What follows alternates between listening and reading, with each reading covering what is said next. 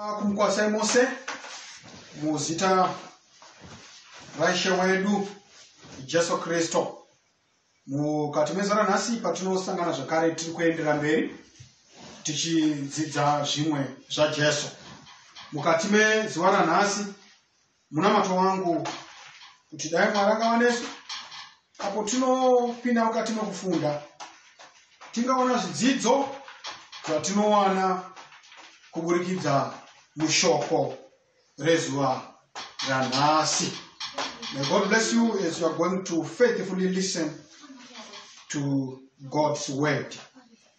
Chidzidzo chedu chezuva ranhasi chine musoro unotiwo the wedding garment, nguwo yomutambo. Ndo chidzidzo chedu chezuva ranhasi, the wedding garment, nguwo yomutambo. Muchaona kuti chidzidzo chatinacho mukati mezuva ranhasi tinochiwana kubva kurugwaro rwa Matthew chapter 22. Regai ndikuverengerei kubva kurugwaro rwa Matthew chapter 22. The Bible says, verse 1, and Jesus answered and spake unto them again by parables and said. Ndinoti mubate shoko rokuti Jesu wakataura navo again. Kureva kuti akazi kekutanga Jesu achitaura nemaparables. Zvinova kuti pasure anga ambotaura navo nemaparables. Ndosa zvakunzi again. Again kureva kuti idzokororwa pamafuti kuita maparables. Saka toda kuongorora nyaya iyi zvakanaka. Fambai neni pa verse 2. Matthew chapter 22 verse 2, the Bible says, the kingdom of heaven is like unto a certain king which made a marriage for his son, and he sent forth his servants to call them that were bidden to the wedding, and they would not come. Verse 3 inoti, wakatuma varanda vake, and sent forth his to call them that were bidden. Kurava kuti vanhu varanda vakatumwa pakutanga pa first call yatusangana nayo vari kuenda kundokoka vanhu vagara vakakokwa. In other words, vanoenda kundoyeuchidzwa. Saka verse 3 tiri kusangana namambo uyu achituma varanda vake kundoyeuchidza vakakokwa kuti vachiuya kumuchato. And the verse says, and they would not come. Havana kuuya.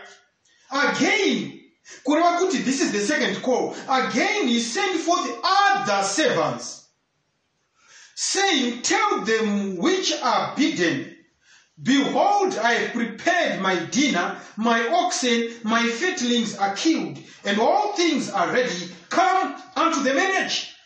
Akatuma vamwe varanda zvakare kune vakakokwa kuti uyai ndatouraya zvakakora, ndagadzira tafura, uyai mudye. Verse 5, the Bible says, but they made light of it and went their ways, one to his farm, another to his merchandise. And the remnant took his servants and treated them spitefully and slew them.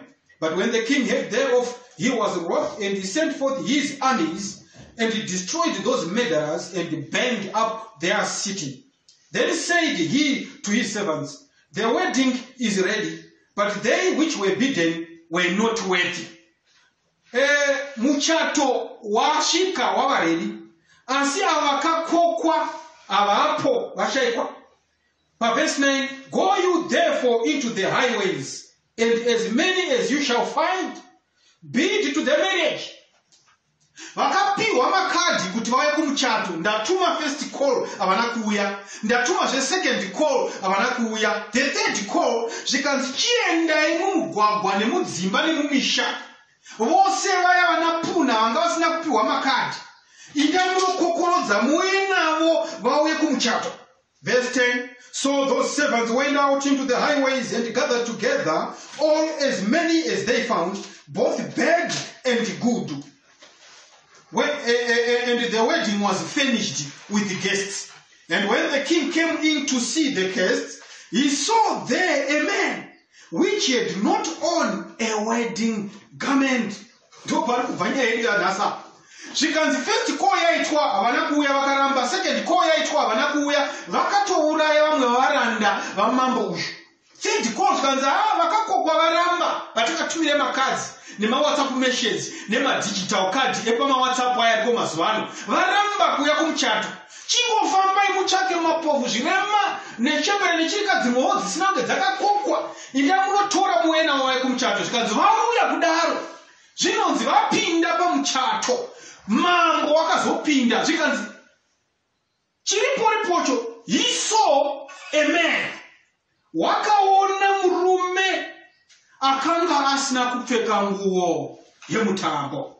Verse 12 the Bible says, and he said unto him, friend, how camest thou in hither not having a wedding garment? And he was speechless.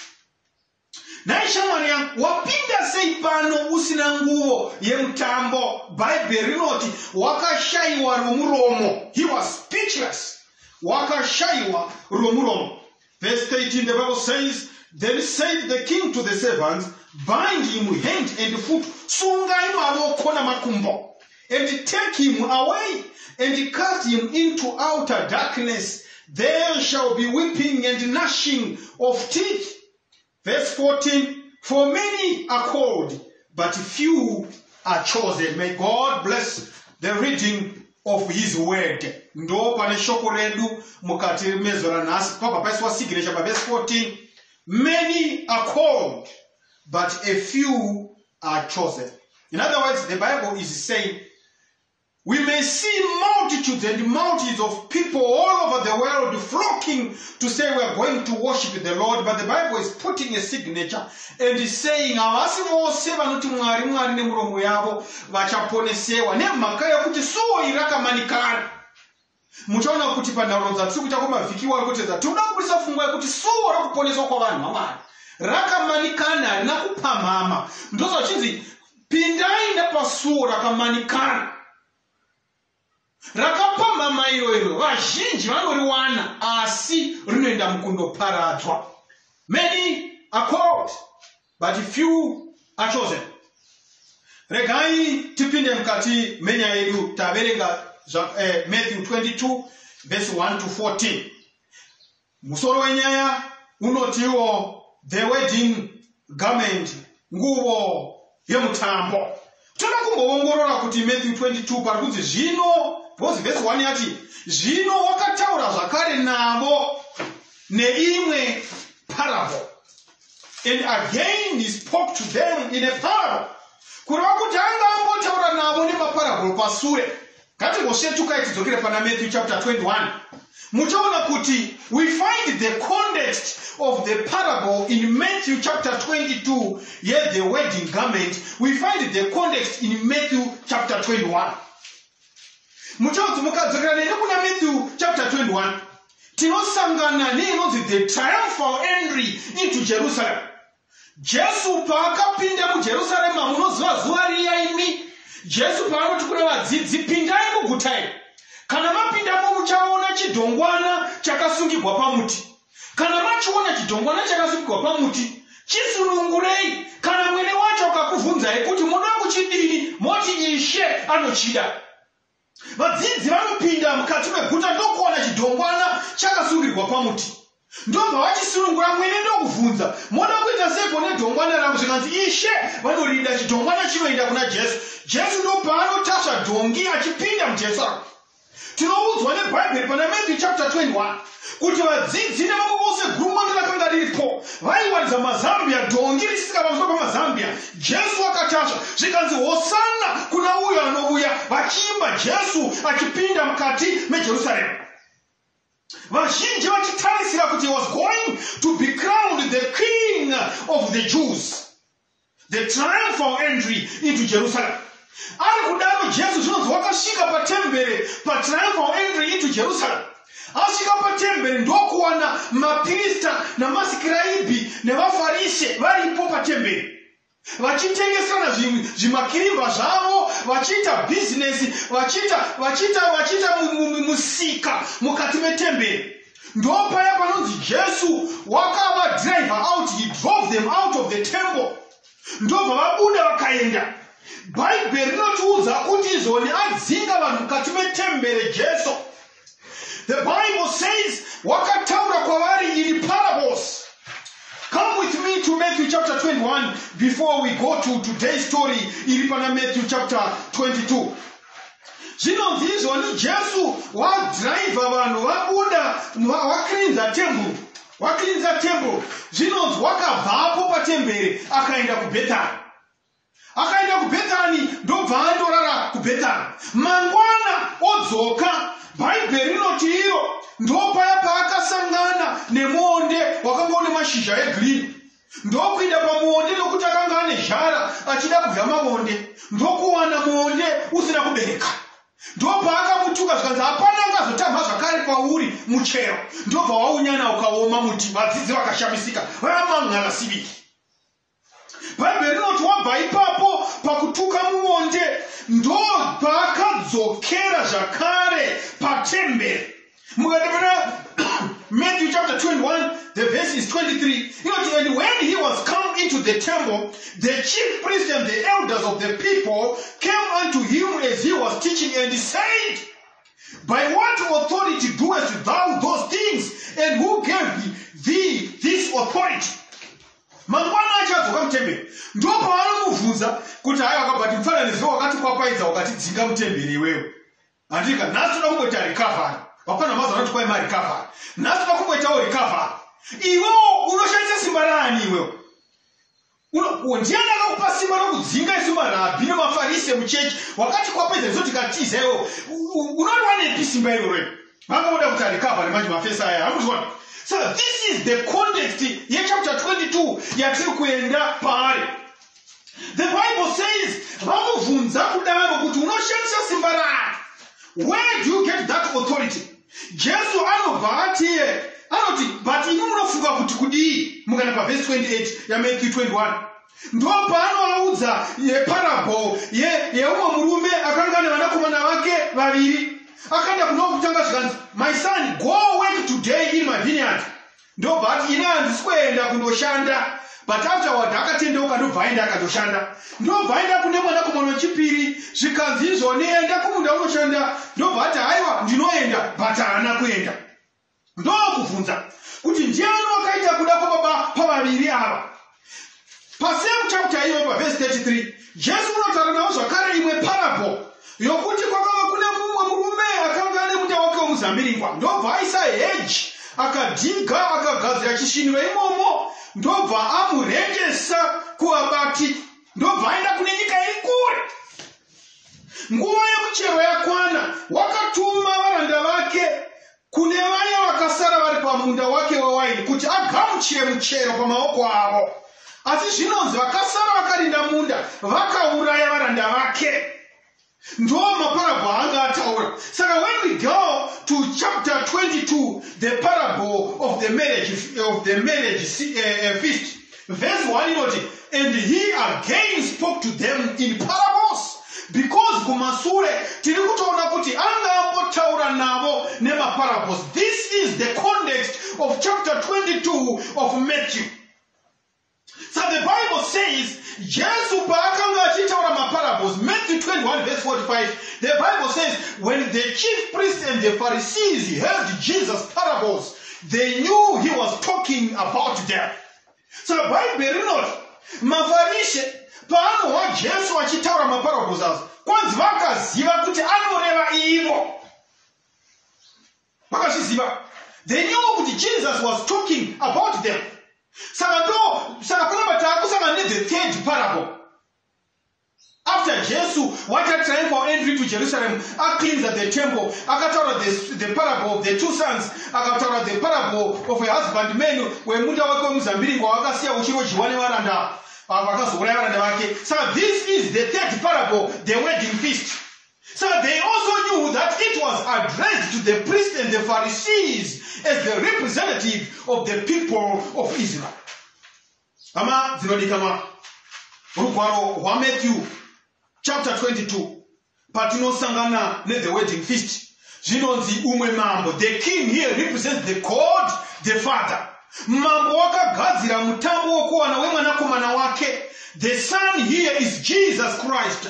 And the gates vaikokwa are the people of Israel.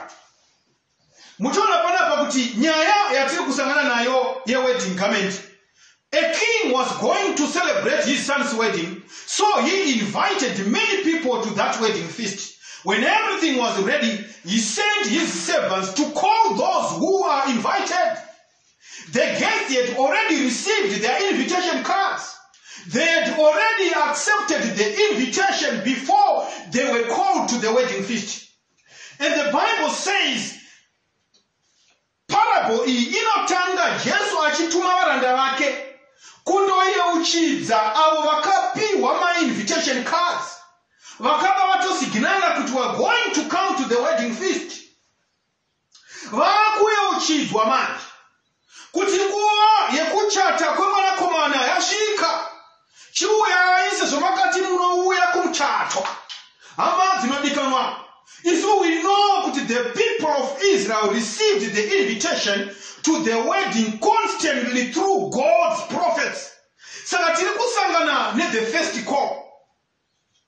The first call ndo patiri kusangana pana Matthew chapter 22 parikunzizoni pa verse 3. And he sent forth his servants to call them that were bidden to the wedding, and they would not come. That was the first call. When you go into the Bible and you read from Matthew chapter 3, verse 1 to 2, tinoudzwa isusu varanda vakaenda kundopa the first call to the guests. The first call that was made to Israel.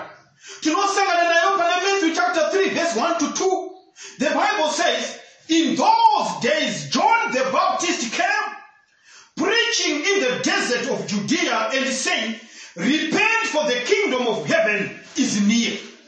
The first call that was given to the Israelites, when you go to Matthew 4 verse 17, the Bible says, from that time on, Jesus began to preach, repent, for the kingdom of heaven is near. When you go to Matthew chapter 10, verse 5 to 7, the Bible says, these 12, Jesus sent out with the following instructions. Do not go among the Gentiles or enter any town of the Samaritans. As you go, preach this message. The kingdom of heaven is near. So remember, the first call, the first call yakatuma varanda kudana vanhu kuti vauye kumarriage feast. This first call was carried out through John the Baptist, through Jesus and the disciples, and the people of Israel rejected the call. Vakaramba kuterera John the Baptist, vakaramba kuterera Jesu nevadzidzi vake. Israel yakaramba rukoko hwokutanga, because papa the wedding feast pane 3 calls dziripo. Ndo dzatinoda kutrace tichiona kuti these calls have already been done. So the first group of servants akatumwa vakasavuya ndi John the Baptist, ndi Jesu nevadzidzi vake, and the people of Israel rejected the call. The second call, my brothers and sisters, when the people of Israel rejected Jesus' message, God sent them the apostles and the disciples with a second invitation.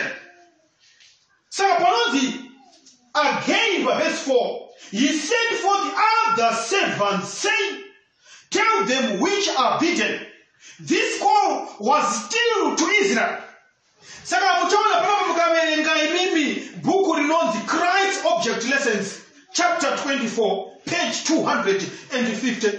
It says, those who are bidden to the feast did not come. The servants were sent out later to say, behold, I have prepared my dinner, my oxen and my fatlings are killed, and all things are ready. Come unto the marriage. This was the message born to the Jewish nation after the crucifixion of Christ. But the nation that claimed to be God's peculiar people rejected the gospel brought to them in the power of the Holy Spirit. Many did this in the most scornful manner.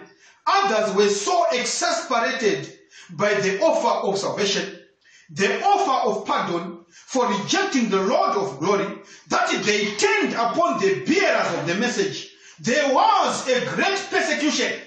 Look at Acts chapter 8, verse 1.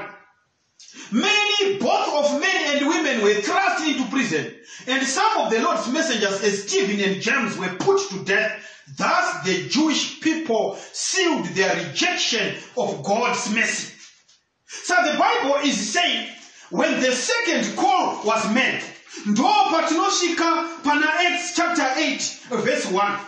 Rugwaro rwamabasa avapostora, mabasa avapostora chapter 8 verse 1 inotiyo, and Saul was consenting unto his death, and at that time there was a great persecution against the church which was at Jerusalem, and they were all scattered abroad throughout the regions of Judea and Samaria except the apostles.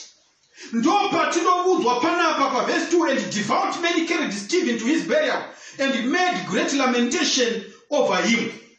And as for Saul, he made havoc of the church, entering into every house and hailing men and women, committed them to prison. Ndo patinosangana the early persecution after Jesus had died. And ndo patinosangana panapa nokuzotemewa kwakaita Stephen ndo kufa zvikanzi. Thus the Jewish people sealed their rejection of God's mercy. That was the second call yairehwa naJesu muparable yerugwaro rwa Matthew chapter 22. Kutakatanga kutuma varanda vekutanga vakasauya kumuchato, ndo kutuma vechipiri zvikanzi vakatosvika pakutorova nokuuraya varanda vakanga vatumwa. That was the second call which the Israelites or the Jewish people sealed the rejection of God's mercy by the death of the disciples or the death of Stephen. Those who read na Christ Object Lessons, chapter 24, page 250 ya Daverenga. Zikanzi kwa ipana kuna Matthew chapter 22 ya Daverenga pa parable iyo ya the wedding feast by verse 7. The king was enraged. He sent his army and he destroyed those murderers and burned their city. Zirikunzi kwanzi Mwari kauti mambo, watati mambo apano representa God the Father. Mwari wakashuruzika chose ndo kutuma hondo yake kundoparadza mhondi nokupisa guta ravo. Muchaona kuti Jesu mimi anoannounce the consequences of rejecting the message of salvation to the people of Israel. Paanoti Jerusalem was going to be completely destroyed and the nation would be scattered. No stone will be left upon the other. Paanovhunza vadzidzi Jesu agere pamuorivhi, tiudzei kuti zvichava rini? Zvichava riniko kuparadzwa kweJerusalem? This happened in AD 70 when the Roman army commanded by Titus entered the city, razed it to the ground and destroyed the temple. The survivors were scattered about the world, and many of them were enslaved and sent to Rome. That sealed the second call. Pa the wedding garment, pa parable, yatiri kuongorora mumangwana nano. Let's look at the third call. Bible rataura pa Matthew 22. Kuti after the second call, vabata varanda vaya vakavauraya. Zvinonzi mambo wakatuma vamwe varanda zvikanzi all right, vatakatumira makadzi kuti vauye kumuchato varamba kuvuya. Chipindai mumahighway nemumabyways nemumastreets, mukokorodze vose good and bad. Torai vose vakaipa nevakanaka, indai munovakoka muti tafura yarongedzwa kumuchato, uyai kumuchato wekuwana kwemwanakomana wangu. Zvikanzi varanda vakaenda. Nemhaka yeipa kuitwa third call. The wedding banquet was ready, but there were no guests, because those who were invited were not worthy. So the king sent his servants to the street corners to invite anyone who were there to the wedding feast. In other words, the third call, it was a call which outlawed anonzi gate crashers. Kwakusina chinonzi gate crasher nokuti mazambaranga azarugo. Zvikanzi chino chamaona chete chinofema uyai nacho nokuti tafura yava ready. Oh my brothers and sisters, as far as the salvation of mankind is concerned, there is nothing like gate crashing. The gates are wide open. Mazambara akazarurwa. Ndo zvakaitwa pa third call. Zvikanzi ndamunodana good or bad, go and call them, for the wedding banquet is ready, and I do not have guests. Go and invite everyone.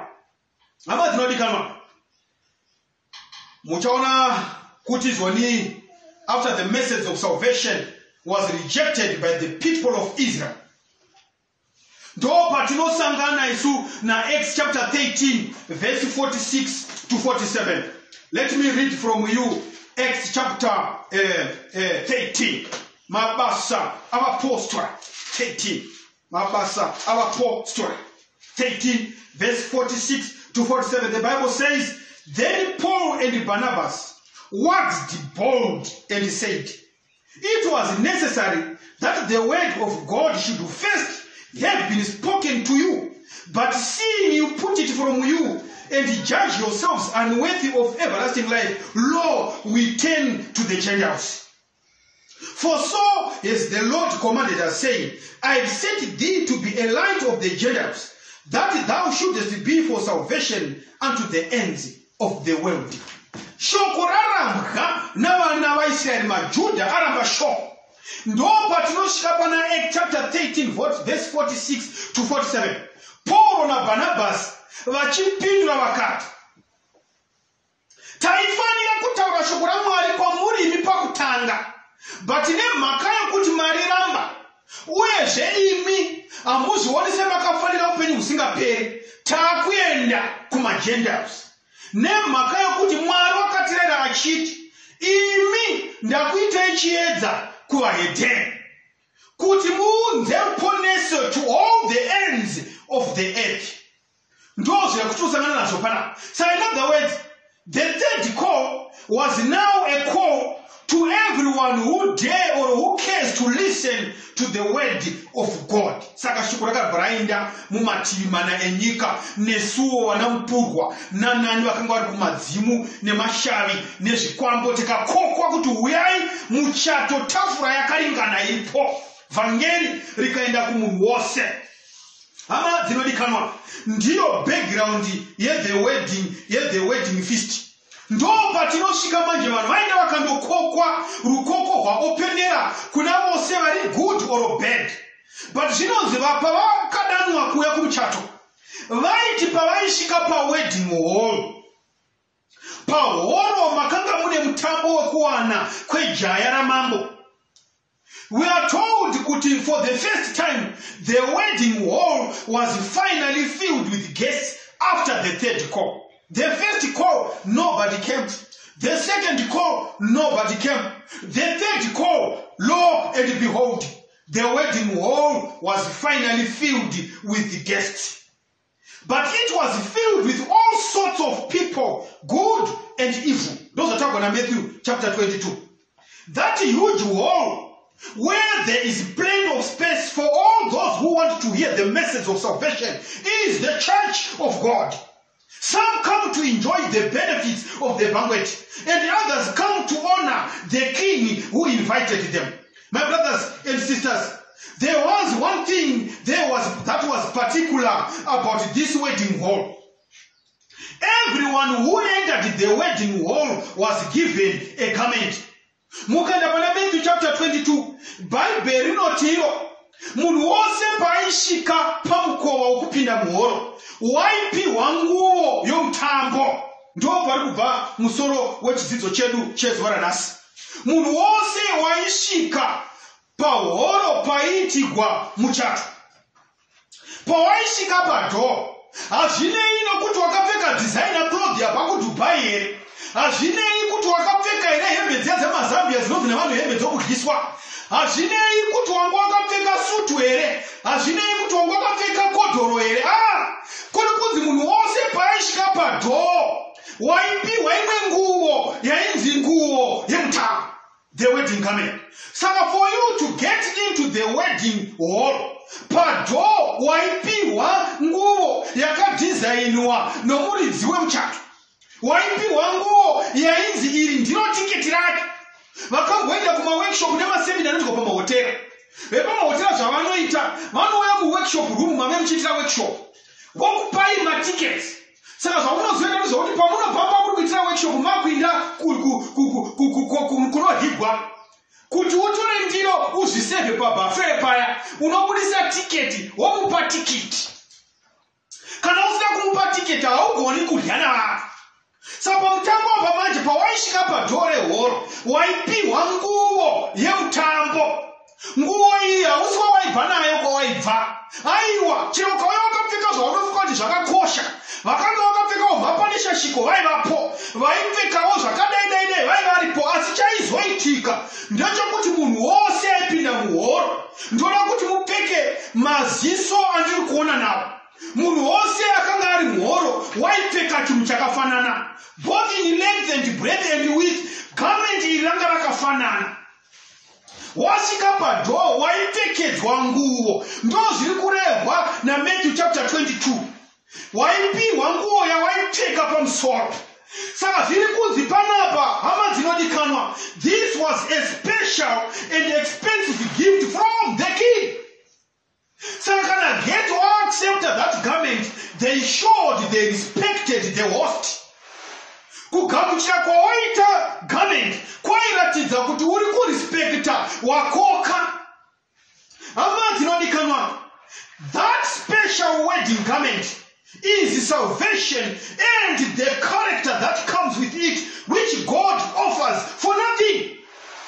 Mukanga book of the Christ Object Lessons, chapter 24, page 253, it says, when we submit ourselves to Christ, the heart is united with his heart, the will is merged in his will, the mind becomes one with his mind, the thoughts are brought into captivity to him, we live his life. This is what it means to be clothed with the garment of his righteousness.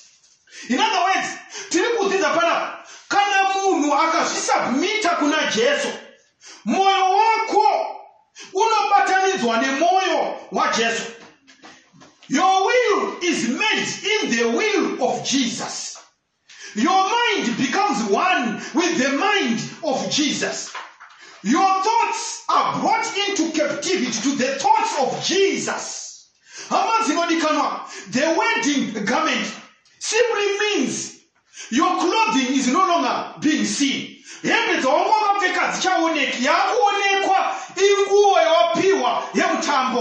My brothers and sisters, nyaya yechitendero, nyaya yokunamata, mutambo. Hakuna munhu anoenda kunorepresenta Zimbabwe kukosafa anonotamba akapfeka juzi rake. Unotopiwa juzi na kochi weZimbabwe Logan Stick, anokupa juzi rokupfeka. Kana uchitambira England neItaly mufainal, unotopiwa juzi raunopiwa rinorepresenta kuti timu yeItaly. Vatori vanonzi mahome jersey nemaaway jersey. Unotopiwa nguo yokupfeka kuti upinde muground. Usati wapinda muground, uyo anonzi third official asati afunza chibhoti anokuti simudza gumbo tione mashuta zako kuti ngaka dzakamira sei, anokuti tione majezi ako simudza ngaka dzako tidzione. Nemhaka yei nokuti kuti upinde mukati meground panodiwa nguo yemutambo. My brothers and sisters, nyaya yokunamata mutambo, kuti upinde mukati memutambo uyu ugonzi wawana korona yekuhwina trophy, unofanira kutamba mutambo uyu according to the rules of the game. And the rules of the game ndedzekuti pawaisvika padhoo rokupinda pahoro yemutambo wekuwana waifanira kupfekedza nguo yawaipiwa nethe host, who is the king, who was hosting a wedding feast for his son. Saka Christ Object Lesson yobudisa pachena kuti that robe represented the character of God. That robe represented the righteousness of Jesus. Kururama kwa Jesu. Ndosaka Paul pana Galatia 2:20 achiti handisi ndorarama asi ndi Jesu orarama. Zvandinoita izvi handisi ndinoita asi iye ndiye anoita nokuti mupenyu ndakafa. Saka vanhu vaiona vanhu vakasvika padhoo rethe wedding hall iyi. Kana nguo yemutambo yanga iri yewhite, vaingoona zvinhu zvewhite throughout. Nemhaka yekuti waisvika wofukidziwa the wedding garment. Hama dzinodikanwa mukati menyika yanhasi. Bhaibheri rinoti kwai zvino mambo wakati asvika pana Matthew chapter 22. Akasvika akati, friend, shamwari yangu, wapinda sei pano iwe usina nguo yemutambo? Wapinda sei? Akarayira varanda vake zvikanzi, mubatei, sungai maoko namakumbo, mutakurei, muende munokanda kuzhango kuchava nekugera-gera kwemeno ikoko kusero. Hama dzinodikanwa, mukati mezuva ranhasi. Nyaya yekunamata mukati menyika, vanhu vafunga kuti kunamata mwoyo wako bedzi. Mukati menyika vanhu vafunga kuti zvakatagwa naman of God ndozvatinofanira kutevera. But this wedding garment, just when you submit yourself to Christ, the heart is united with his heart. The will is made in his will. Your will should be made in Christ's will, not man of God's will. But vanhu nhasi vasumudza maprofita ekwavo pamusoro kudarika kuti vasumudze Jesu. But the garment is acceptable naBaba. It is the garment that is provided at the door into the wedding feast. Isusu papa ida anagotudza izvozvo mwari wa papa nhingi nanhingi ndozviri kutaurwa navanhu. But Bible riri kuti kwaipanapa vanhu vanogatikirasha vachipinda vasina kupfeka nguo yomutambo, those people are going to be bound and thrown outside into everlasting fires. Ndozviri kutaurwa panapa. Saka muchaona kuti mimi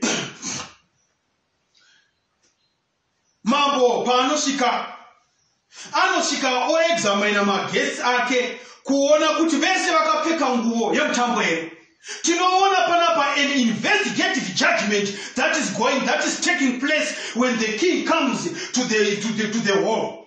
He then investigates if everything is complied with the terms and conditions of being a guest at the wedding. By the king's examination of the guests at the feast is represented a work of judgment. The guests at the gospel feast are those who profess to serve God, those whose names are written in the book of life. But not all who profess to be Christians are true disciples. Before the final reward is given, it must be decided who are fitted to share the inheritance of the righteous. This decision must be made prior to the second coming of Christ in the clouds of heaven. It is while men are still dwelling upon the earth that the work of investigative judgment takes place in the courts of heaven. The lives of all his professed followers pass in review before God. All are examined according to the record of the books of heaven, and according to his deeds, the destiny of each is forever fixed. Christ Object Lesson, chapter 24, page 251 to 252. Vanhu vasati vatanga kudya patafura pawedding feast yatasangana nayo, mambo akatanga atesa kuti vanhu vose vakapfeka here nguo.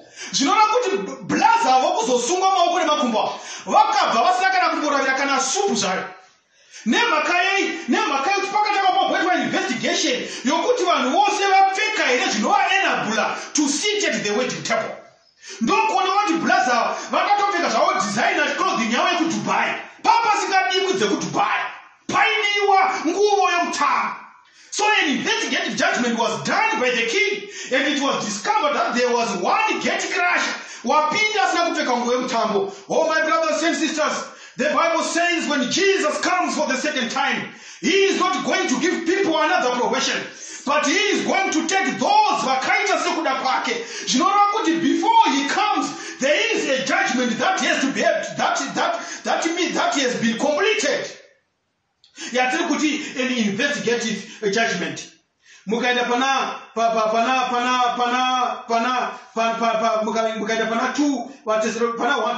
Thessalonica 4 verse 17. And so shall we ever be with the Lord forever. Every guest who did not wear the wedding garment was given a chance to explain his behavior.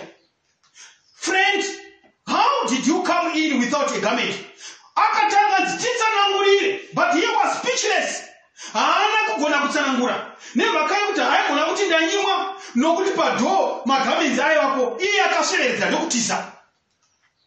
In the second resurrection, when the new Jerusalem will come down, those who did not wear Christ's garment will face their accusations and will have a chance to defend themselves.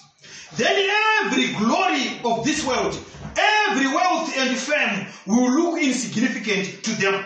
They will realize that the garments they decided to wear are the flag of their alliance with the first apostate.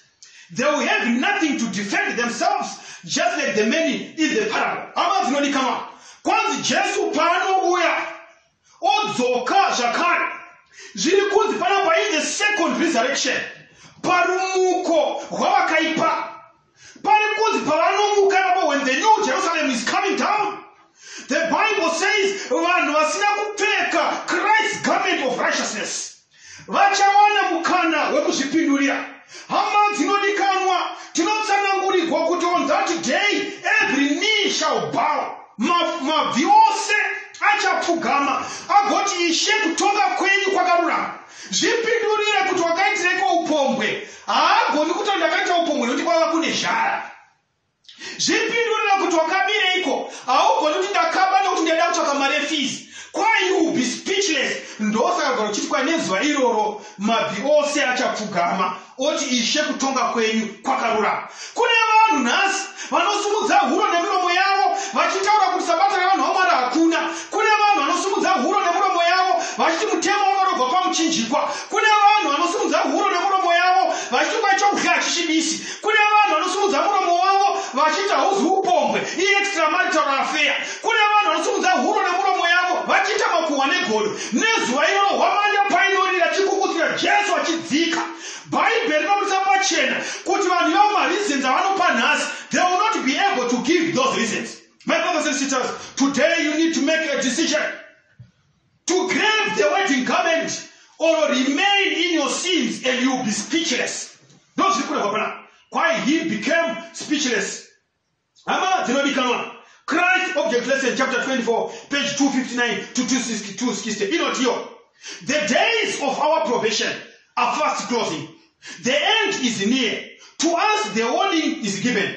Take heed to yourselves, lest at any time your hearts be overcharged with surfeiting and drunkenness and cares of this life, and so that day come upon you unawares. Luke 21 verse 34. Beware lest it find you unready.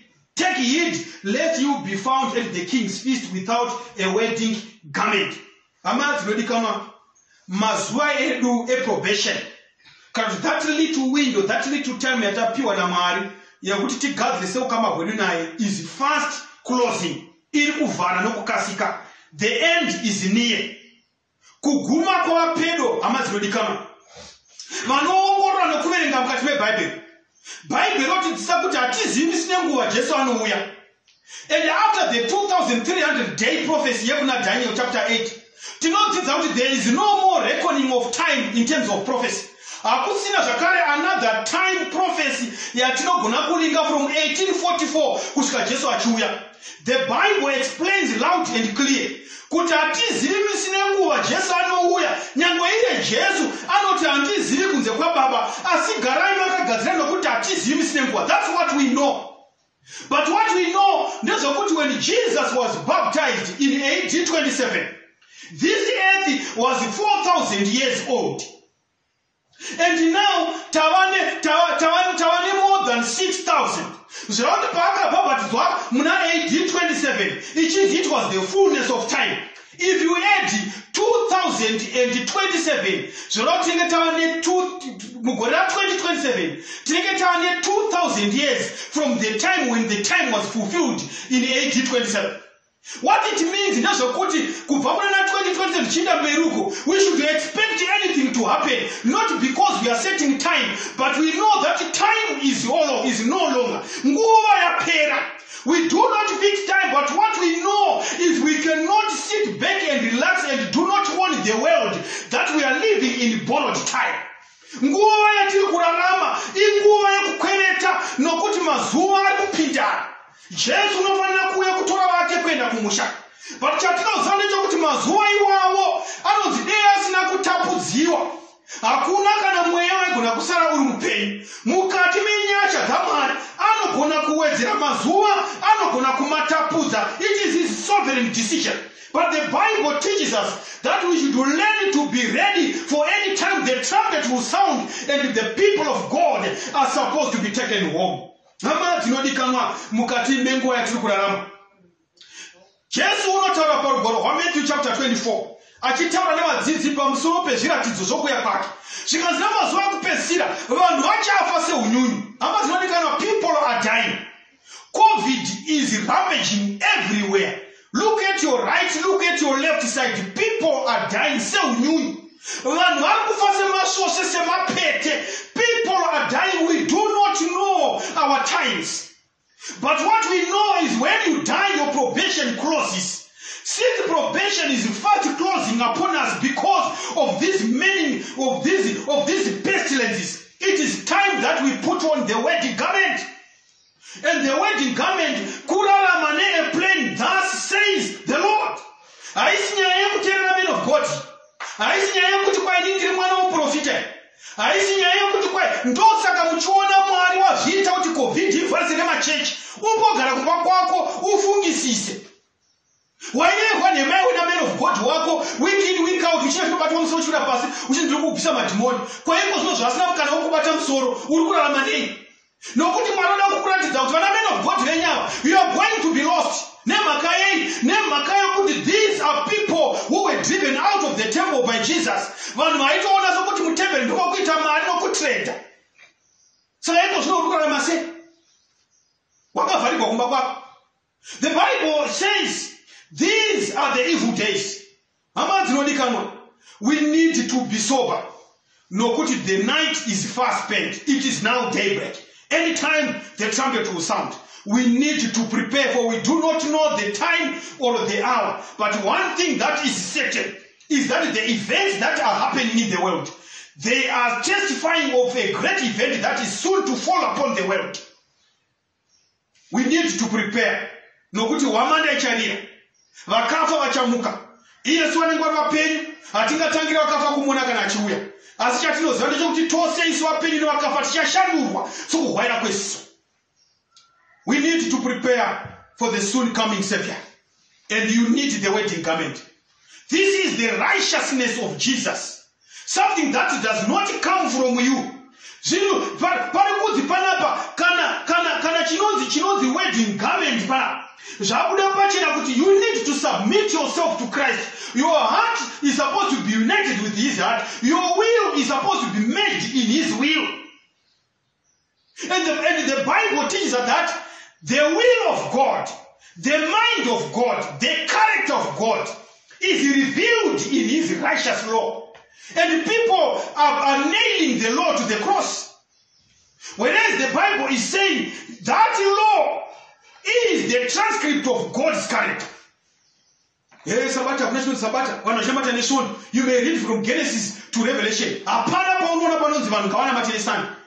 Go and do it. You will not find it.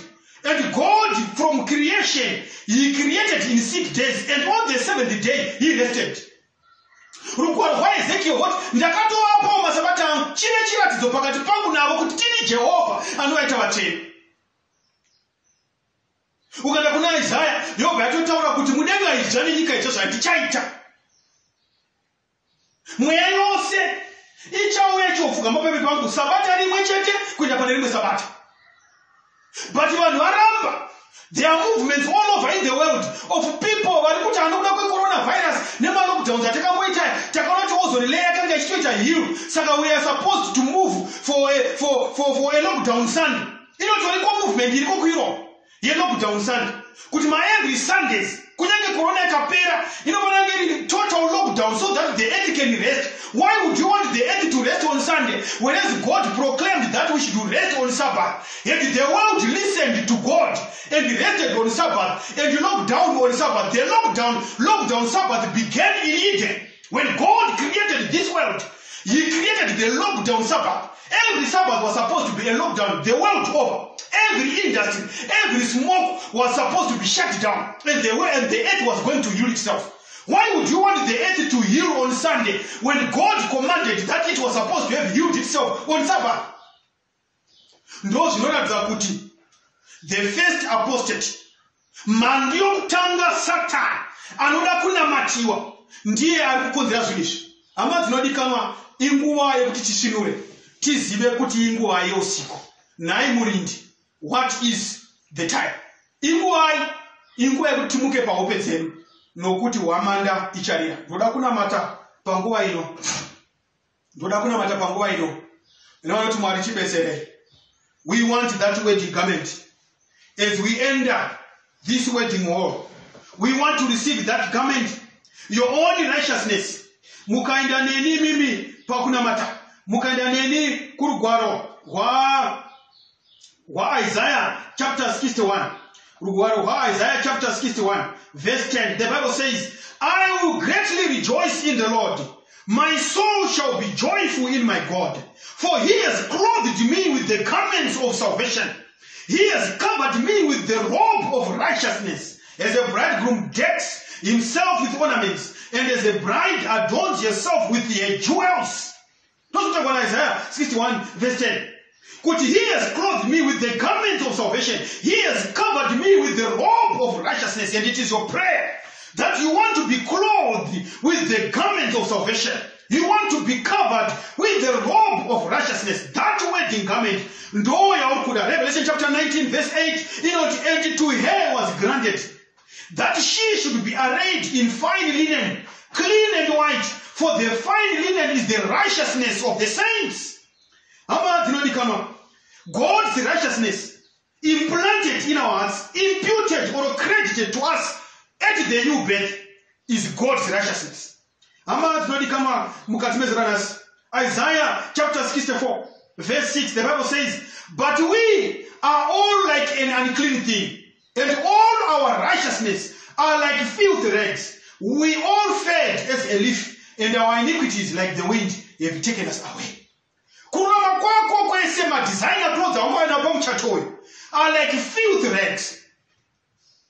All that you can do on your best day is unrighteousness. Only the robe of Christ. Ndiyo yoga inogona kuti putira.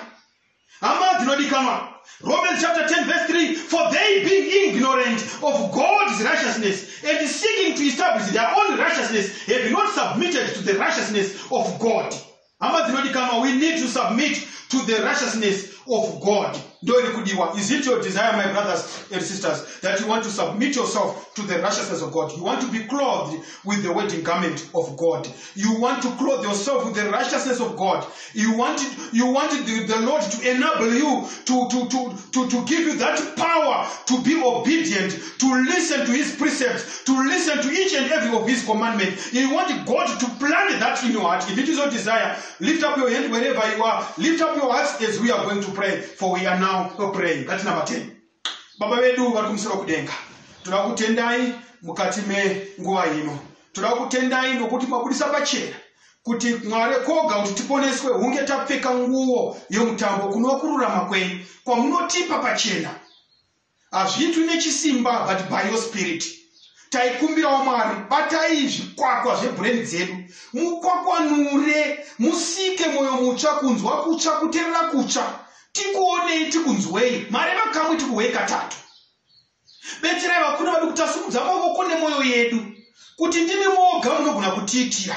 Tiitirei nhasi zviitike mukati muupenyu hwedu, kuti tiragwe pakati pavachaponesewa. Tiwanikwe musi mukuru wamunouya takapfeka nguwo yemutambo, the righteousness of Christ. Lord, be with us from now and henceforth. In Jesus' name we pray. Amen.